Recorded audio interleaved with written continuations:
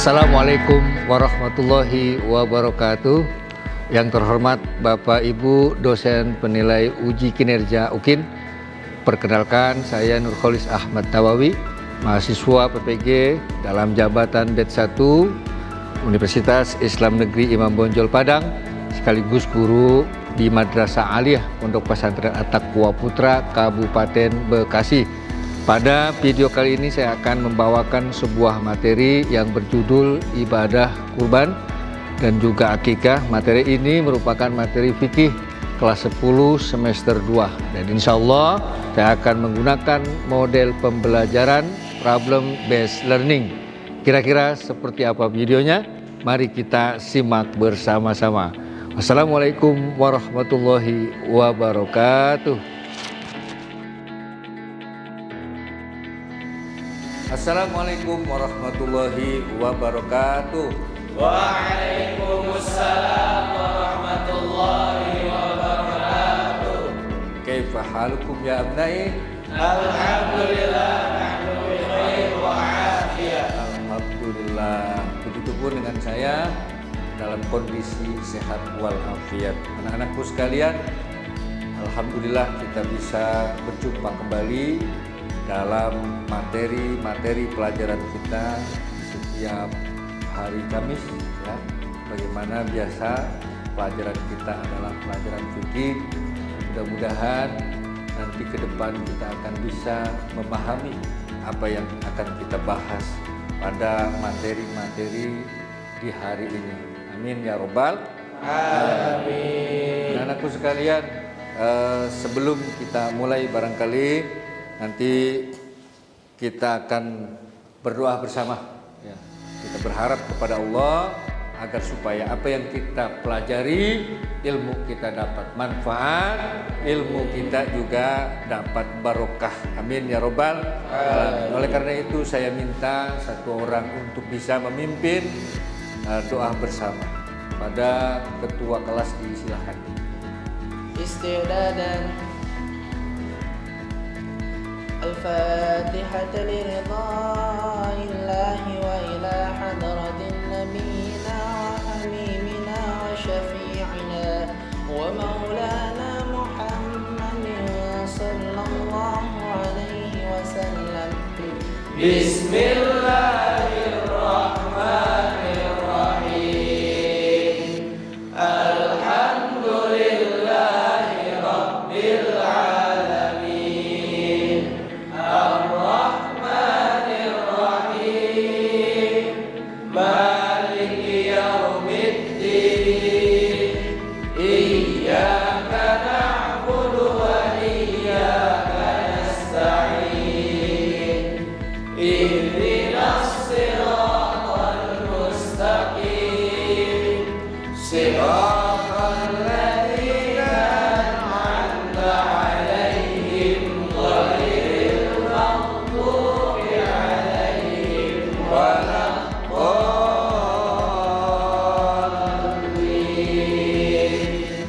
رب اغفر لنا ولوالدينا وللمؤمنين آمين يا رب العالمين. Alhamdulillah. Mudah-mudahan Allah ijabah doa kita. Amin. Amin. Baik anak-anakku sekalian, sebelum kita akan memasuki kegiatan inti kita ke depan, guru ya akan mengabsen, akan mempertanyakan kondisi dan keadaan kalian masing-masing. Apakah ada yang sakit ya, ataukah ada yang izin dan lain sebagainya. Baik, yang pertama Abinaya Zaidan Akmal. Hadir, Pak. Alhamdulillah hadir. Aditya Hadir, Pak. hadir. Alif Sudrajat. Hadir, Pak. Kemudian Anas Fauzan. Hadir, Pak. Alhamdulillah. Fauzan Aditya. Sakit, Pak. Oh sakit ya, Masya Allah. Mudah-mudahan Allah berikan kesembuhan untuknya. Amin. Amin. Baik anak-anakku sekalian, kita akan memasuki kegiatan-kegiatan inti kita, pembahasan-pembahasan materi-materi pelajaran fikih. Ya, namun sebelum barangkali kita akan masuk pada kegiatan inti kita, Bapak ingin memberikan pemahaman ya secara umum barangkali terkait dengan pembahasan kita pada hari ini, yaitu tentang pembahasan ibadah kurban.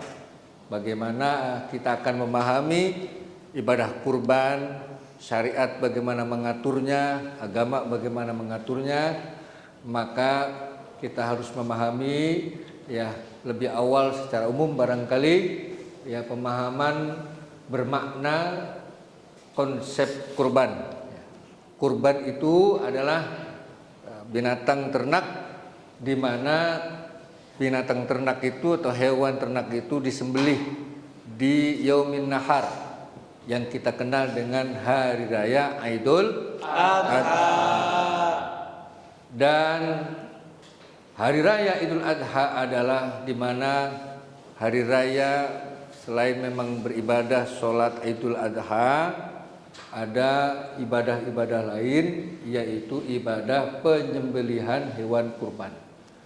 Nah, dalam rangka apa itu semuanya? Dalam rangka taqarrub ilallah, mendekatkan diri kita, mendekatkan diri seorang hamba kepada Allah Subhanahu wa ta'ala. Dengan sebenar-benarnya dia serahkan apa yang menjadi miliknya, apa yang diberikan nikmat-nikmat Allah kepada dirinya, baik itu berupa jiwa, baik itu berupa harta dan lain sebagainya. Khususnya di hari raya Idul Adha, setiap orang ada yang diberikan harta yang lebih. Oleh karena itu sangat dianjurkan sekali agar supaya dia bisa memberikan hartanya itu untuk menunaikan ibadah kurban.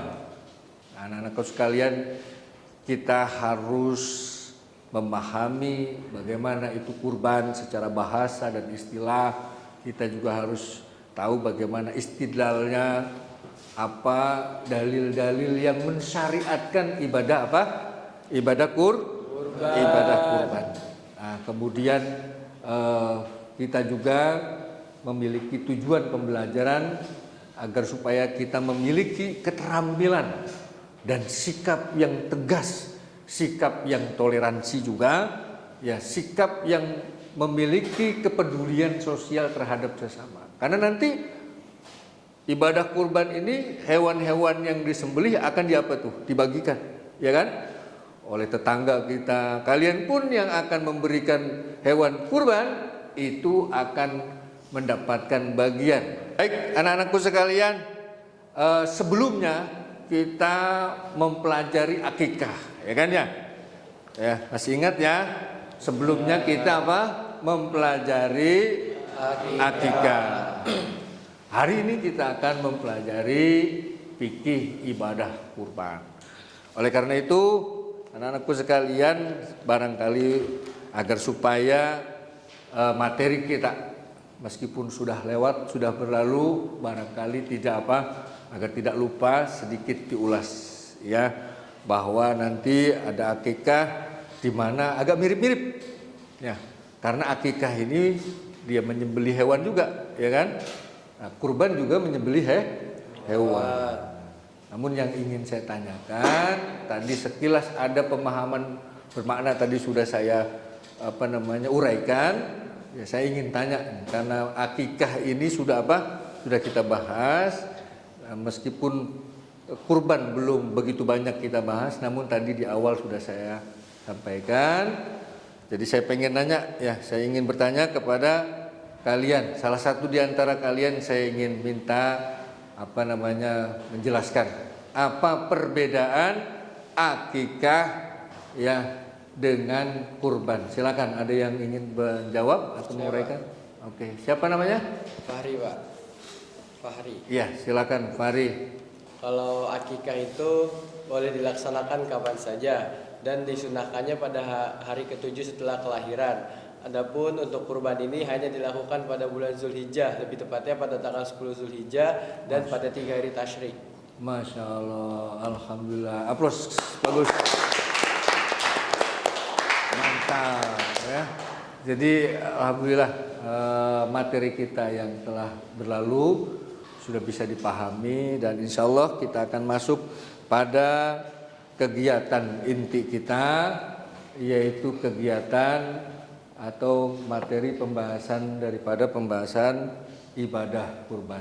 Nah, ini kita bahas satu persatu ya, barangkali secara singkat sejarah bagaimana pensyariatan hewan kurban, ibadah kurban. Ini bermula seperti apa? Anak-anakku sekalian, Allah telah berfirman dalam surah As-Saffat ya, bagaimana kita sering mendengar para khutbah ya, para khotib, guru-guru kita, para dai-dai kita, ulama-ulama kita ini menjelaskan bagaimana sejarah mula-mula Nabi Ibrahim ya pernah bermimpi satu ketika, lalu kemudian mimpinya ini adalah satu perintah dari Allah Subhanahu wa Ta'ala. Perintah apa itu? Di dalam sebuah mimpi yang dialami oleh Nabi kita, Nabi Ibrahim alaihissalam. Nah, mimpi yang dialami oleh Nabi Ibrahim alaihissalam adalah untuk menyembelih anaknya atau putranya yang bernama Ismail.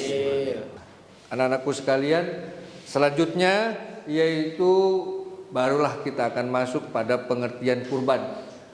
Kurban dilihat dari dua sisi, dari aspek yang ada dari segi bahasa dan juga istilah. Kurban itu secara bahasa disebut udhiyah. Ya, ini bentuk zamannya adalah al-adhahi ya, yang berarti kambing yang disembelih di waktu pagi ya atau di hari nahar. Ya, bisa juga disembelih pada hari raya Idul Adha. Ini secara bahasa. Kemudian secara istilah, kurban itu adalah hewan ternak, binatang ternak yang disembelih di hari-hari nahar. Hari nahar itu kita tahu ya 10 Zulhijjah, nanti hari-hari tasyrik ya ada berapa tuh? 11, 12 dan 13. Nah, ini semuanya dalam rangka yang mendekatkan diri kepada Allah Subhanahu wa Ta'ala. Tentu setiap ibadah itu memiliki dasar hukum. Setiap ibadah itu memiliki dasar hukum. Kenapa? Agar supaya orang-orang yang beriman kepada Allah ini ya memiliki dasar yang kuat, dasar yang kokoh. Ya, kita sholat ada dalilnya, kita zakat ada dalilnya, kita puasa ada dalilnya. Begitupun kita beribadah kurban ada apa? Ada dalilnya. Apa dasar hukumnya?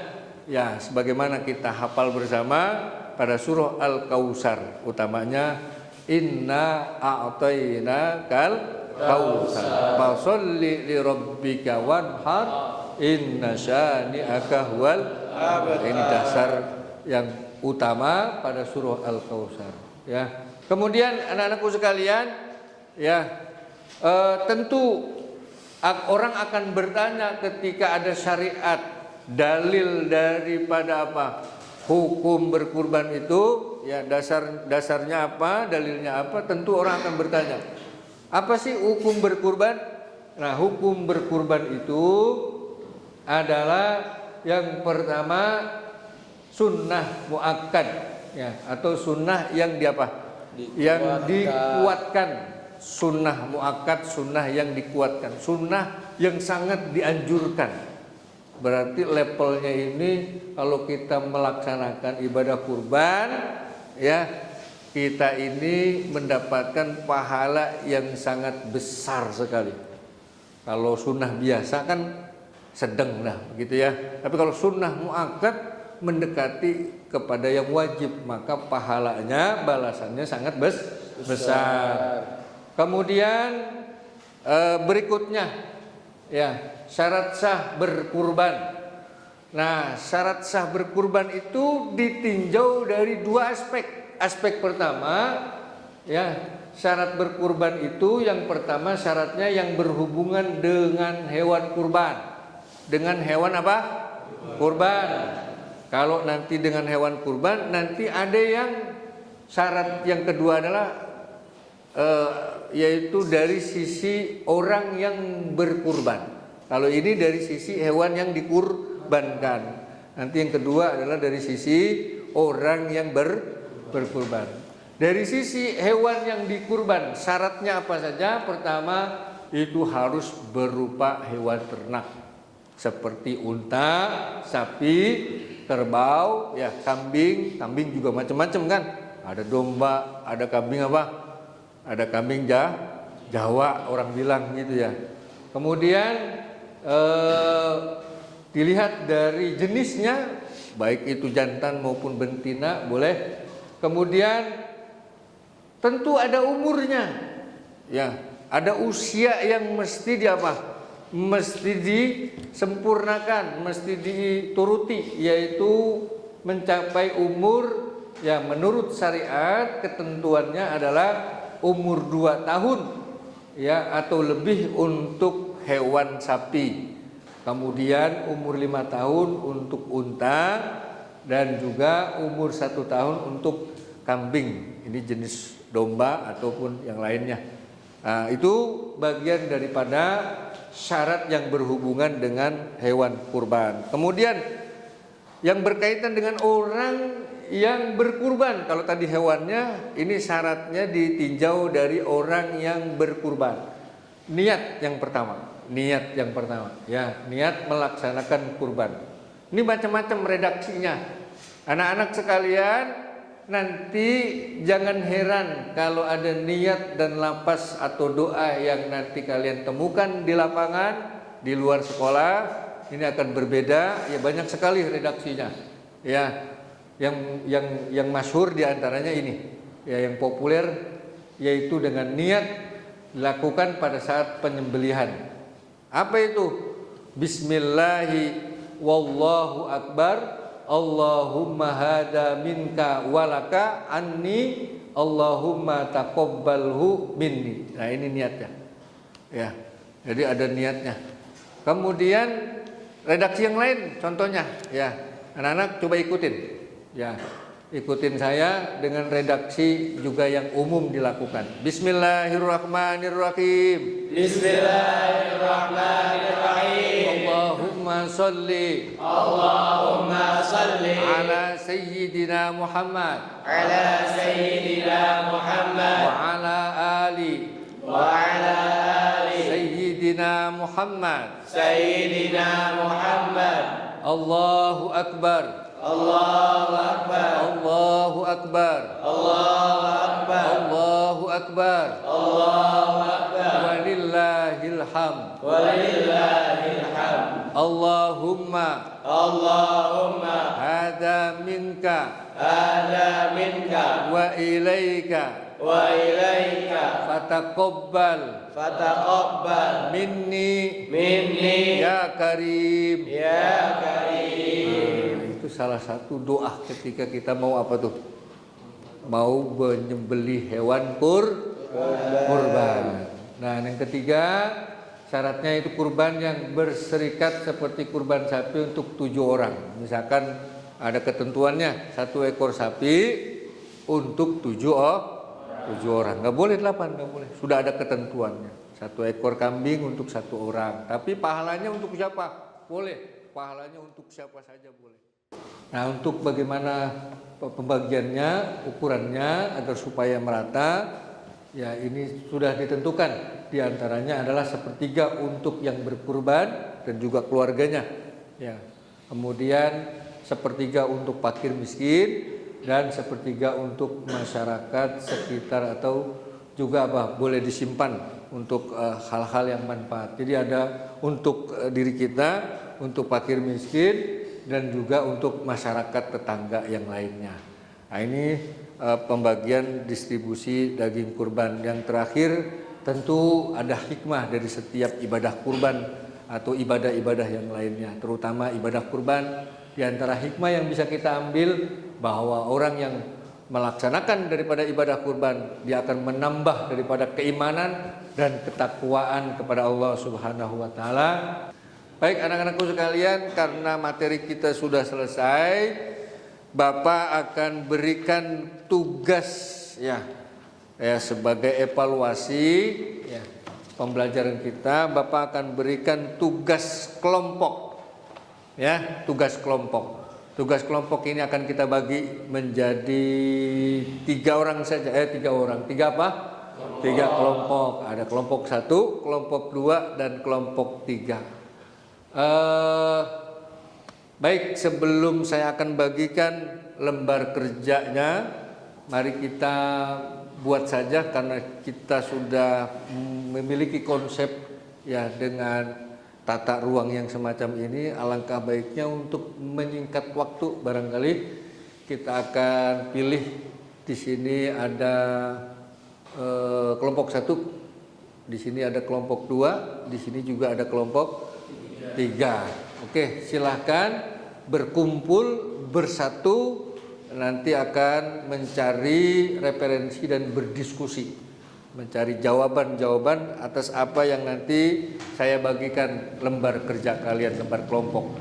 Baik, disilakan setiap kelompoknya membentuk kelompok masing-masing. Silakan.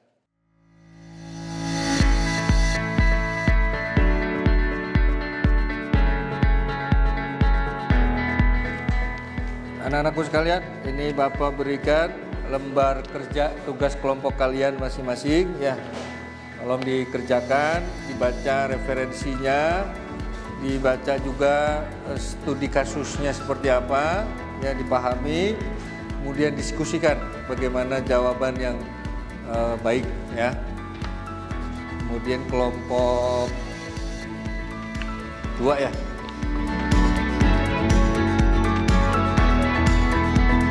Gimana? Anak-anak, ada kendalanya? Aman, Pak. Alhamdulillah, hebat, semangat nih.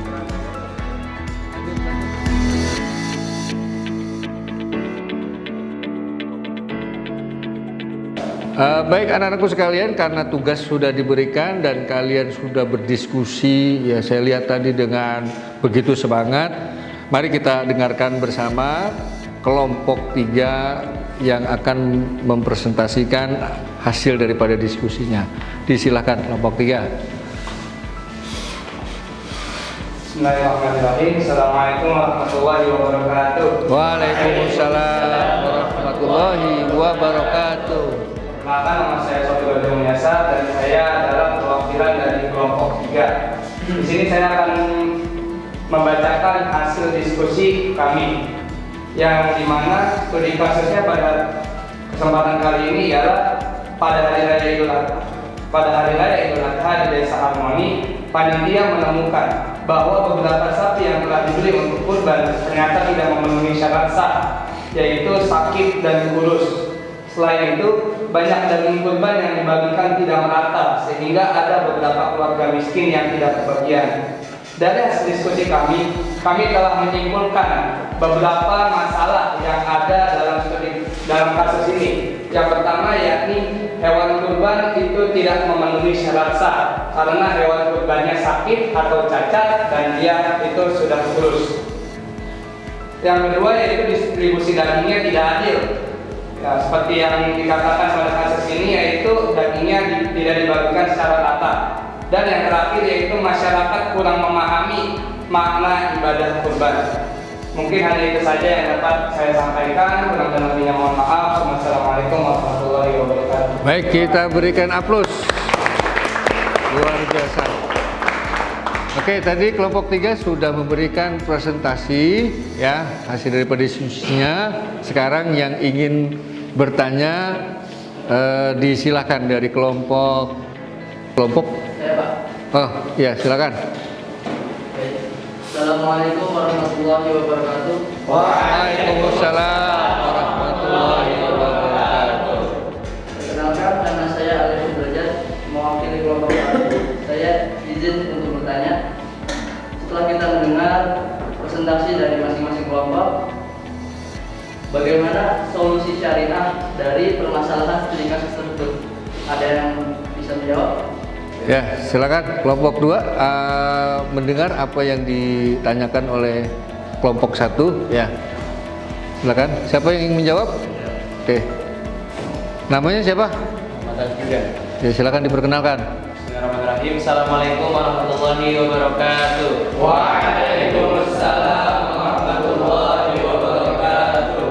Perkenalkan, nama saya Muhammad Al-Gibran. Di sini saya selaku perwakilan kelompok 2 ingin mencoba menjawab apa yang telah ditanyakan oleh kelompok 1. Baik, sebelum saya menjawab, mungkin dari studi kasus yang telah disampaikan oleh kelompok 3, di sini kita tuh harus tahu dulu apa itu masalah dari studi kasus tersebut. Di sini ada 3 poin yang saya melihat apa masalah dari studi kasus tersebut. Yang pertama, hewan kurban tidak memenuhi syarat syah. Syarat syahnya itu yaitu cacat atau kurus. Yang kedua, distribusi yang daging yang tidak adil. Dan masalah yang ketiga yaitu masyarakat kurang memahami makna ibadah kurban. Jadi melihat identifikasi masalah tersebut terdapat 3 masalah yang sangat utama. Dan apa solusi dari masalah-masalah tersebut? Mungkin solusi yang dapat kita lakukan sebagai masyarakat yaitu pertama itu harus memberikan edukasi apa sih penting itunya kurban. Seperti yang telah dijelaskan pada materi kita hari ini, yaitu apa itu kurban, syarat-syaratnya bagaimana, rukun-rukunnya bagaimana, dan juga apa jenis-jenis kurban apa yang bisa dikurbankan. Jangan sampai ada orang yang salah membeli hewan kurban itu sendiri. Dan yang kedua, mungkin kita juga harus mungkin ada ikhtiarnya dengan cara bekerja sama kita dengan dokter hewan atau orang-orang yang memahami tentang hewan itu sendiri. Mana nih hewan yang cacat, hewan yang sakit, mana juga hewan-hewan yang bisa terkena virus itu sendiri. Dan mungkin yang perlu kita lihat juga bahwa dari jalannya acara kurban ini juga panitianya itu juga harus bersinergi untuk juga membantu masyarakat dalam mengedukasi. Dalam mengedukasi apa? Mengedukasi kurban itu sendiri. Mungkin itu solusi syariah yang dapat saya jawab atas rangkuman yang telah diberikan oleh guru dalam materi kurban pada hari ini. Mungkin kurang lebih mohon maaf. Wassalamualaikum warahmatullahi wabarakatuh. Waalaikumsalam warahmatullahi wabarakatuh. Luar biasa. Alhamdulillah masing-masing kelompok sudah mempresentasikan, diskusi berjalan dengan cukup bagus dan semangat, ya sangat kritis, ya analisis juga luar biasa. Sekali lagi aplaus untuk kelompok kita masing-masing.